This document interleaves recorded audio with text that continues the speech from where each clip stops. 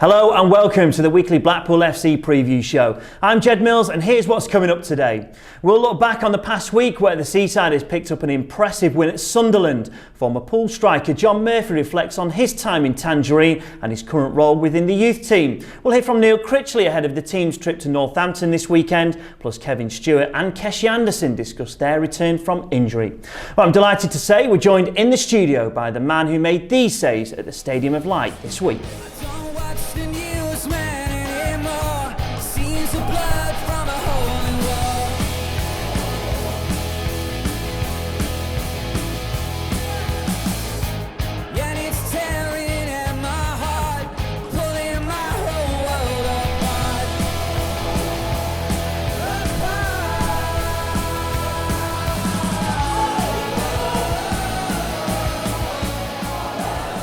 Pleased to welcome Blackpool's goalkeeper and captain, Chris Maxwell.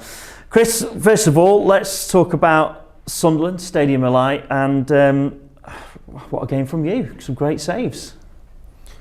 Yeah, but the whole team were excellent in the night, I think. Not only that, it was a massive call from the manager changing the formation, and it worked a treat. Seeing them change at half time, their shape, and a couple of times throughout the game was a massive compliment to us, and I think every player that was on that pitch that evening was terrific, and I think we deserved the result that we got. You talked about some big performances this year and this season especially. Would you rank that as one of your best in Tangerine? Yeah, I think so, but I think that was only because of maybe the importance of it. Obviously we got beat against Shrewsbury and Rochdale, and I think it was really important that we came away from that game with something. But like I just said, we deserved it. Every player was terrific on the night, and great game to watch, I imagine. It was a massive boost as well to win against Sunderland. That's done the double over them. When you look around the table, I know there's still plenty of games to go. Does that just give so much confidence to the team looking ahead to what you've got coming up? Potentially, but I've said numerous occasions this year that we know how good we are and we know what we can achieve, but we can only achieve that if we're right at it. We do the fundamentals right and we work hard within the game, and we did that against Sunderland, both at home and away, and we've got a good record against the teams at the top end of the table, and looking forward, and if we get where we want to get to, those things will be important. So, but not to mention we've got a massive game coming up against Northampton, and then the final two games of the season after that, so we're not looking too far ahead and we've still got a job to do. Sometimes it's all right saying, oh yeah, there's plenty of character in this squad. I suppose Tuesday night proved it, didn't it? Yeah, we've shown that numerous times throughout the season, and we were under such massive pressure in the last 10 minutes of that game, which you're going to be. Sunderland are a good team. They've got a good group with some really good individuals, but also I think the importance of the game from the pressure side of things from outside the club. We really stuck our chests out and we performed really well. So it was pleasing. It's gone now, and we're looking forward to Saturday. That goal as well. Where were you stood? Were you right behind it, or? Yeah, I think I had the best view of it. I think. As soon as you hit it, did you know it was in? Sort of looked that way from when we watched. Yeah, it was a great strike, fantastic strike. He's got that in his locker, Soleil, and it was such a special moment, and I'm really pleased for him because he does a lot of hard work and a lot of graft, like a lot of the players do, that goes unnoticed, and he deserves that moment, and for that moment to be to win us 3 points is massive for us and him as well. So yeah, I'm really pleased for him. Like you say though, quickly forgotten, isn't it? And I suppose not much celebrating from that night, because I suppose job not really done of what you want as a team, and that's get promoted. No, we had a few murmurs about it before the game of how important the game was and how important 3 points were, but it was important that we realised that it's just as important as the first game of the season. There's still only 3 points to be gained. no matter who we're playing or where we're playing, and we've got a job to do, and we've still got to pull our sleeves up, and we've got to make sure that we do what we do to finish the season off how we want to finish it off and achieve what we want to achieve. Like you said, it's nowhere near finished. There's 3 games to go, and we've got to be at it. Well, one man who made a brief return to action in the win at Sunderland was Stewart. The midfielder came on as a late substitute at the Stadium of Light, and he's explained how pleased he is to be back in the squad. It was good to get on and get that feeling back of playing and the excitement of winning again. So obviously you have that bit on the side, but not as much as when you're playing, so it's really good to be involved. What's it been like these last 5 weeks? You've sort of been ahead of schedule, haven't you? Yeah, it's been a bit frustrating at times. Obviously, only being back in for like 9-10 games and then having to come out again, so it was a bit frustrating, but also good in a way. It was good to see the boys performing so well. A lot of the games were so good to watch, and overall a little bit frustrating, a little bit of excitement on the sidelines watching the boys do well. So really mixed feelings. Yeah, one of those injuries that just came at the worst time, didn't it? Because you wait to go and sign for a club, you come here, you get a really great run, and then suddenly it just curtails a little bit. Yeah, that's I guess that's football. It's probably not the first time it's happened as well. It's happened a few times, coming at the wrong time. I don't think there ever is a right time to come, but there's some times that are better than others, and this probably just wasn't the best. But at least I literally caught a bit at the end of the season, so I'm really delighted with that. Yeah, on the flip side, what a great time to return. Yeah. I mean, of course, the earlier the better. It gives me more of a chance to get fit again and get some more minutes in. But no, I'm just really happy to make the end of the season, which I wasn't 100% sure if I was going to do or not. And it was a great result in midweek, and it leaves the destiny in Blackpool's hands to go and secure a playoff place. Yeah, that's the important thing. That's in our own hands, and I think the other way around and relying on results is probably the worst way possible. So it's in our hands. We're feeling confident. Form's been good, so I think there's a good vibe around the place. Well, Chris, how important is Stewart to Blackpool? Yeah, he's a big player for us. I think it was a blow to us as a group and also to himself when he got injured and the timing of it. But there's a few players that are ready to come back, I think, in the next 2 or 3 weeks, and them to bolster the squad at this time of the season is massive for us. How much of an impact has he made since coming in from January? Well, I think he's a different type of midfielder to what we already had. His defensive work is excellent, but also his character off the pitch is something that especially the younger players can look at and take inspiration from. He's a real good pro, and the hard work he's put in since he's been injured has been fantastic, and to have him back now for the final few games is really important to us. Yeah, what can you say about his character? And we talked about character. We touched on that Tuesday night. Is he that kind of guy that comes into the dressing room and makes sort of a real stand on how important big games are and really lifts that team? Is that the kind of guy he is? Is sort of another leader, if you will? Well, I think he's a type of leader that he leads by example.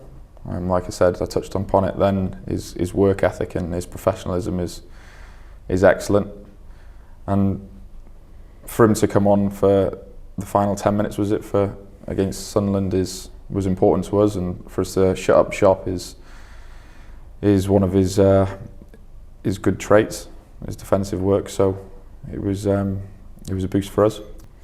Well, next up, it's Northampton Town for the Seasiders, and you have to go back to August 2002 for Blackpool's last victory at Sixfields. The goal scorer that night was John Murphy. I remember it being a Friday night. A late one. It probably wasn't pretty because most of my goals never were, but obviously always important to get a late winner, especially at an away ground. Used to enjoy Friday nights because it meant you were off Saturday, Sunday. Didn't play enough Friday nights in our time, but yeah, always nice to be reminded of something that you've probably forgot. Really, I get that a lot. I've seen a few goals on the Twitter over the last year or so where you think, I don't remember scoring that, and then you see it and you think, and I still can't remember it. It's crazy, really. not that I scored loads of goals, because it sounds like I'm coming across, I scored that many, I can't remember them, but there's certainly some that stick in your mind and some that you think, oh yeah, and it's quite nice to be reminded of them. Obviously, in terms of your period in Tangerine, 103 goals that you scored, how do you reflect on that time? I think quite proudly, really. I think 6th or 7th in the all-time leading scorers, I think. I don't know whether it is that someone mentioned it to me. Someone might have overtook it now, I don't know. But proud of that. Also look back and think, it's funny, I said to you I can't remember goals, but I can remember some misses. And you look back and you think, I should have scored that. So I did miss a lot of chances. But then you say, you know, you're getting in there, so I'd like to think I was a box player. I didn't run channels, I didn't run anywhere. I tried to get myself in good areas to score and rely on people providing you. But yeah, I didn't, obviously injuries as well. I look back and I think how many could I have scored. From me young, when I was at Chester, I was, without harping on about injuries, I was blighted by injuries. I was blighted by more of a disease rather than an illness that no one knew what it was. So if you look back at my Chester career, I was sub for a lot. I'd start the season, I'd start well, then I'd get injured. I used to have a seasonal injury, believe it or not. I'd get injured from November to February. I'd be out for 3 months every year. I had something wrong with my knee where it'd swell up just because it was, not because it was cold, but it was possibly around that time. So my first years in football were very stop-start. So I look back at that now and, you know, I enjoyed my career and I had a good career, but I was hampered. I'm not being bitter or nothing on that, but to go back and I think I didn't get a clean run at it. I don't know many people know that. They probably think, oh, he's just a crock and he's always injured, he's injured. I did have an actual injury in my knee that I couldn't do nothing about because no one knew what it was. It was only when I even came to Blackpool with it. I think it was Phil Horner who investigated it properly and found out what it was, and then there is a medication for it, which I'm still taking now, believe it or not. If I don't take my tablets for 2 or 3 weeks, my knee swells up and I can't bend my leg. So I still live with that now. I've had that since I was 14. So, and you look back there, you think, what could you done? But listen, football's a great life. You get paid well. But also I look back and I think, where could I have got to and how much money could I have earned? Because now you realise now you've got to really earn your money. When you grow old, and football's easy. Once you know how to earn money playing football, I say to our young lads, I say it's hard to get there. Once you're there, you know what's required. And if you maintain them standards and you do what people want you to do and what the people who pay you wages want you to do, it's easy, but it doesn't last forever. Fair to say that most enjoyable season, that promotion one, yeah, and that partnership with Brett Armrod. Yeah, and again, funny enough, I didn't start the season well. I think you just mentioned then that Northampton game, I didn't start the first 3 because I was injured. I didn't start the first 2 of this one because I came back to pre-season a stone overweight, and that was my fault, not living properly. I'd just met my ex-wife that year, so there was a lot of, I was having 2 teas basically. I was having a tea in my mum and dad's, and I was going to hers and having another tea, and there was McDonald's round the corner. And I always remember I'd come back 15 stone and I had a belly on me, it was poor from me, and you know, you look back and you think, what are you doing? But that going back like that and then having my best year, it was strange, it was surreal. So I obviously struggled in pre-season because my body shape was wrong, my fitness wasn't right. But then I think Mike Newell started instead of me with Brett. And then I come off the bench in the first game and I scored. Then I came off the bench in the next game and I scored. And then since that I played every game then. And I was also involved. I think I started every game, which was unusual for me. Again, my knee had been sorted by then. I knew what was... So that was, I look back at that and again, it scored, I think it's 24 goals, but Brett missed loads of chances. I think Brett scored 26, he could have had 50. I think I could have had 35. But yeah, that was a good year, obviously, with the promotion. I know your initial path after retirement, you wouldn't have probably thought you'd have gone into coaching. No. You ended up then getting a chance to be coaching. You did it for a while, and you took a step back and did some more sort of the admin stuff here. But how much have you loved being back on the grass with the youth this season? The admin side, as you say, is not something I relish. Where I am now is what I enjoy. I like working with players. I love seeing them develop. I've seen it. I've been reminded this year of how far they can come from when, for the first years, for example, when they first start into full-time football to where they are now, and how much they've come on. And there's a load of them where you look and go, he couldn't do that so long ago. He struggled with that. And that's not me saying about me making him do that. It's me giving him the opportunity and the environment and investing some time in him to help him to do that. Which, as I say to these lads, every year that I get these lads, the biggest thing I say to them, I say, I'm not here to make you a footballer. I'm here to help you and guide you. I can't make you a footballer. I know what it takes. I've got a good idea of what it takes for you to have a chance, but it's you who will make you a footballer. And I will try and, me and Danny and all the other staff will try and help you as best we can. And I really, that's where I get my satisfaction from now, is seeing players develop. Whether it's to play for the first team or not, or to go and play for someone else, I take a lot of pride in that.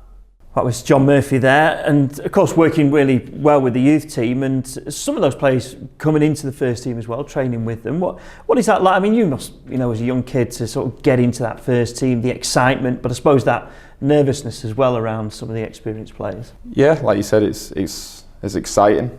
I think for me, from my experience of being a young kid at Wrexham, to get to that final step of eventually training with the first team and having your chance to be in and around them is something that you never forget. I like to think that the younger players are coming into the group with a lot of honesty, open to learning and trying to take on as much as possible. And there's some real good players that have come through, and there's 3 or 4 of them now that have trained with us, and there's some good talent there, and it's just about nurturing that talent and give them the right messages in terms of working hard and really excelling as much as possible. And the sky's the limit for these youngsters these days, and if they work hard and be professional, they can achieve something in the game. Maybe not a lot of people know it, but you've been working with the under 14s and 15s at Blackpool as well for your coaching qualifications. But how has that been? Has that been enjoyable for you? Do you like it? And also with the kids that are coming through as well, is there sort of a real bit of excitement here at Bloomfield Road next few years? Yeah, I think the project to get the academy as a high level as possible has been really pushed this season. Obviously with Kieran Donnelly coming in, and he's brought a lot of them ideas to the club, and to work with the 14s and 15s on a personal level is fantastic for myself. I've just passed my B licence and I'll be starting my A licence in September. So working with those kids and learning how to deal with certain situations and how to come across to them, because talking to 10 outfield players is one thing, but then being able to get your messages across to 20, 14, 15-year-olds, you have to do it in a different way. Mm-hmm. And for me, who's can be an angry, assertive man sometimes, has to be a little bit more sensitive and think about how I say things and the way I come across to those. So yeah, it's a great learning curve for me, and if I can help them in any way, it's brilliant. I suppose it's different, isn't it, when you were growing up? Like I say, you can't, I suppose, take that into this modern day football, because it has completely changed, and you certainly know it. Yeah, and when I was a youngster, Darren Ferguson was my youth team manager. I think he was from the age of under 12s, 13s, 14s and 15s. And I vaguely remember him shouting and bawling at us as 13-year-olds because we got beat against Mansfield, and a few of the parents complained about how we were spoken to that day. But that made me who I am today, those experiences. And I vaguely remember my dad saying that if you can handle it from Darren Ferguson, then you can certainly handle it from Alex Ferguson. So there are invaluable lessons in that, but also the game has changed. Kids football is completely different these days, and there's also better ways to get your points across. So yeah, it's going to be an exciting time over the next 5-6 years for Blackpool in terms of their academy, and me being a part of that and helping in any way I can is a pleasure.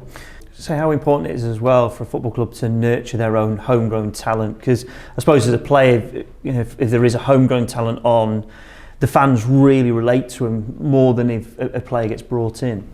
Oh yeah, definitely, and I can talk from experience. I'm from North Wales, and my mum's family are all from Wrexham, and the way the fans and the club looked after me when I was playing and got into the first team was magnificent. So there's no reason why it's not like that at every club, and I'm sure for the community of Blackpool and for the club and everyone in the area to see a academy graduate come on like Brad did a couple of weeks ago is it makes the group, not only the group but also the community, really proud. So it's a precious thing, that, and it's something that's certainly not being overlooked here. I think that gives a lift as well to the academy players when they see, kids that were literally where they were a year, 2-3 years ago, making it into the first team. That surely must give them a lift that we can do it. 100%, and it's a long journey going from a 9-year-old to a 16, 17-year-old and making your debut in the first team. You've got to have a lot of dedication, a lot of luck, and a lot of hard work to get to that point. But they all soon realise that when you get there, it's not the end of the road. You've got a lot of hard work to stay there and also to progress as well. Ahead of this weekend's trip to Northampton, Neil Critchley shares his thoughts. I think it's easier to prepare for something for a game like Northampton because you know what they have to do. It's more or less a do or die game for them, and they're fighting for their lives, so they'll have to come to win the game. And sometimes it's a bit easier than a team that's got nothing to play for, because the manager can change the team, pick different players, change the formation, have one eye on maybe next season, and sometimes those players play with a lot more freedom of mind, and so it can be harder to prepare for them games than it would be for Northampton. So we know what we're going to face. They've got a good home record of late. I think that, they've beaten Oxford and Ipswich and Portsmouth, 3 big clubs and good teams in our division. They've beaten them all at home. They've got a good home record. So we know that we're going to have to, again, you have to in this division, you have to be there mentally, you have to be focused, you have to be committed before you even start talking about tactics and how you think about you're going to win the game. We'll have to bring the basics to the table on Saturday afternoon, that's for certain. You felt throughout the season that it's such a tight competition, but in the last few weeks you mentioned the fine margins. Do they become finer as the season progresses? Yes and no, depends what sort of situation you're in. There's been some real strange scores in our division recently, some heavy score lines as well, some 6-0s and 7s, and we've not been on the receiving end of any of them, and maybe even we've not been the beneficiaries of one of them really. 4-1 against Gillingham possibly, but even that is they're a tough game. That was a tough game. It always is against Gillingham. So there's some strange results, but it doesn't surprise me, because if you look sort of like top to bottom in this division, I don't think there's a lot between the two teams, or a lot between teams in this division. And the last few games, I think that we've been involved in has been a great example, or examples of that. Against Rochdale and Shrewsbury, that went against us. The other night it went for us. it's not all bad when we lost them games, and it's certainly not all brilliant when we beat Sunderland. You just have to learn, move on, and prepare as best we can, ready for Northampton, ready for the next game. That was head coach Neil Critchley there ahead of this weekend's game against Northampton. And Chris, another tough game this weekend. Yeah, it's a massive amount to play for both sides. Northampton have got a tough test in front of them, but as have we. We've performed really well against Sunderland, and I think as a group we can say that we've put that to bed. All the focus is on Saturday, and we need 3 points as much as they do.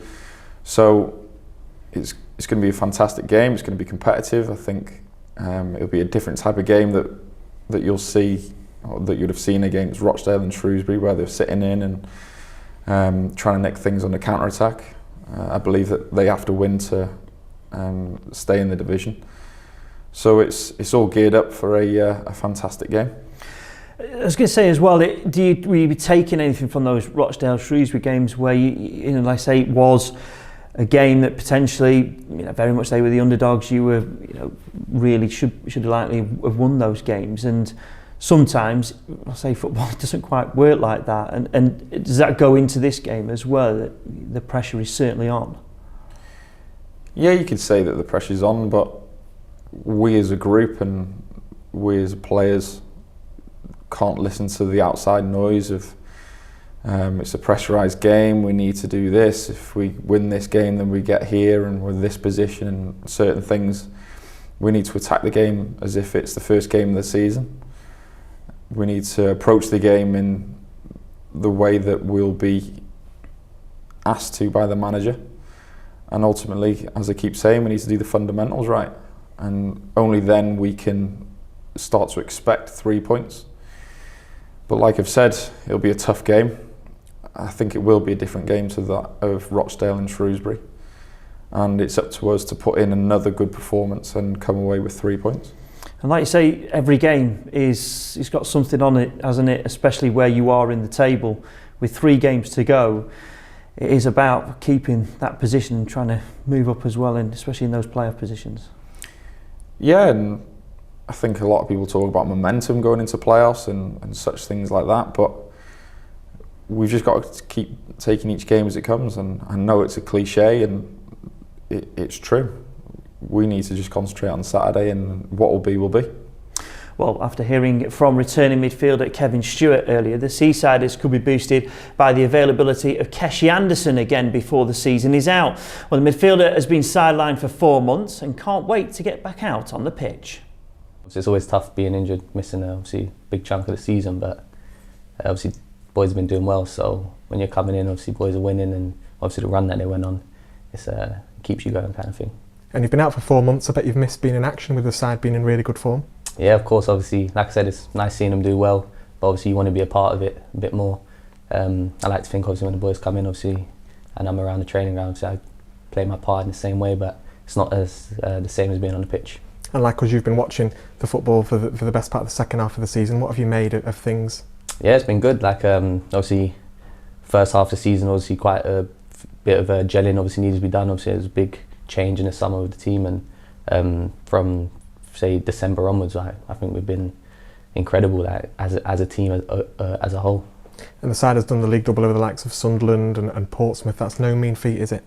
No, yeah, it's like obviously taking them wins in. Obviously, the Sunderland one's more recent. Obviously, I was buzzing, like running around my house and that, celebrating.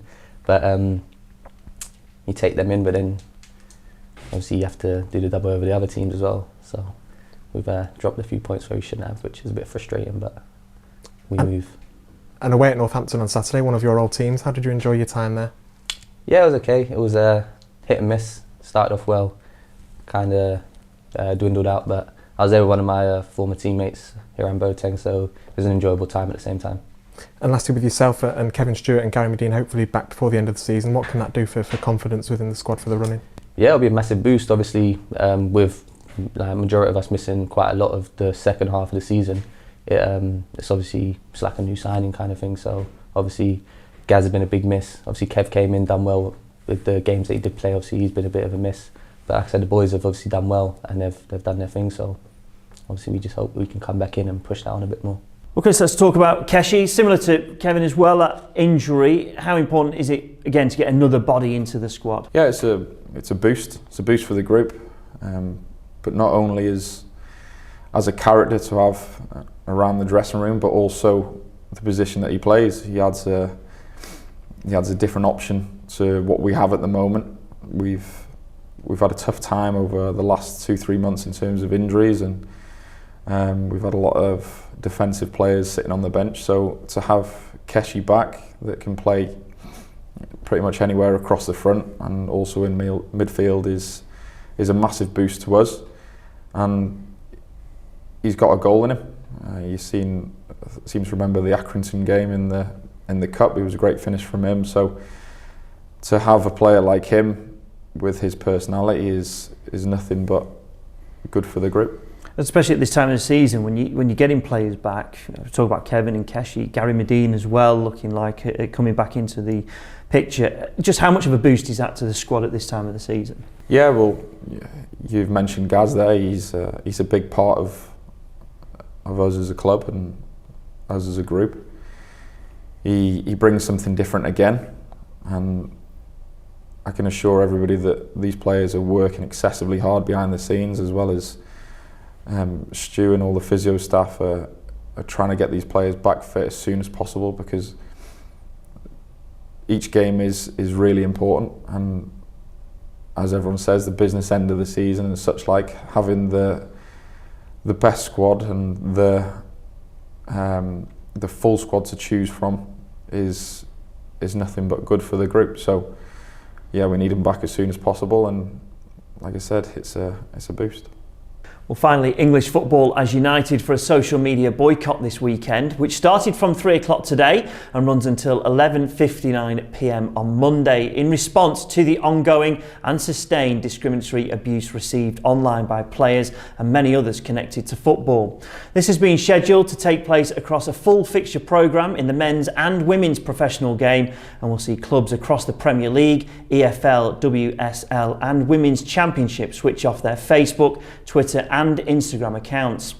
The boycott shows English football coming together to emphasise that social media companies must do more to eradicate online hate, while highlighting the importance of educating people in the ongoing fight against discrimination. Well, Chris, first of all, as a stand and as a club, I suppose fully supported by the players.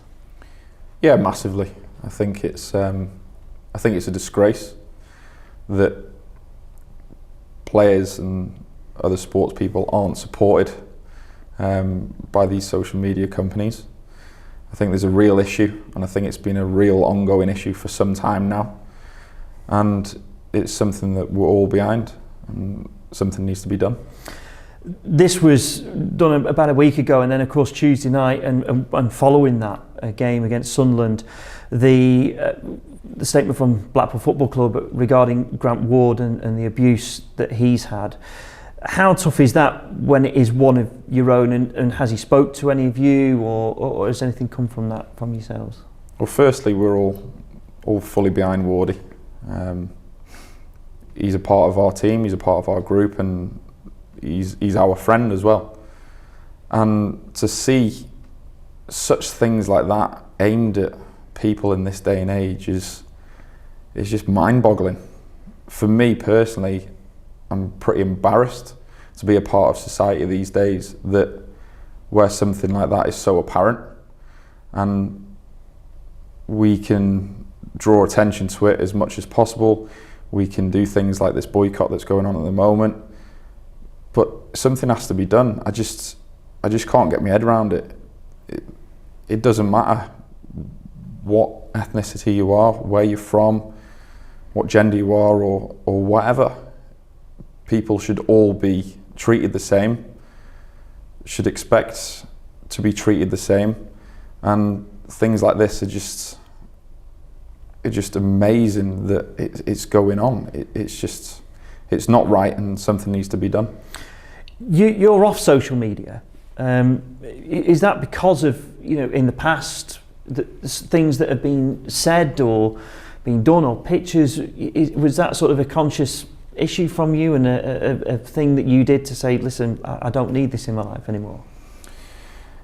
I think as I've got older, I think it's easier to not pay attention to media, not pay attention to comments, not pay attention to valuations of certain things.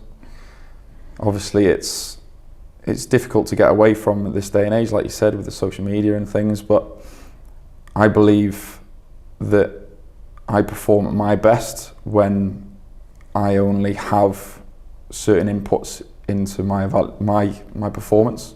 So that comes from myself, my manager, my goalkeeper coach, and my teammates. So it's easy to get bogged down with other people's opinions. And for me to perform my best, for me to improve and to be fully focused on doing my job, I think it's, in my personal opinion, and for me, easier if I'm not on them social media platforms. So it's, for me, I've still got my social media. They're still active, but I don't have them on my phone. I don't log on to them. I don't participate in anything on there.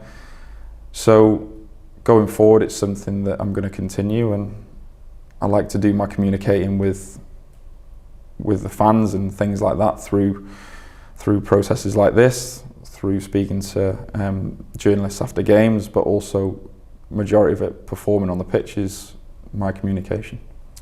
Well, Chris, thank you very much for your time today. Best of luck against Northampton Town on Saturday. Well, before we go, make sure you don't miss some of the amazing offers that are currently available from the club shop. You can find out more by going online or visiting in-store. Remember to purchase your iFollow Match Pass for Saturday's trip to Northampton Town. That's by heading over to the Blackpool website. Well, thank you very much for watching, and we'll see you at the same time next week.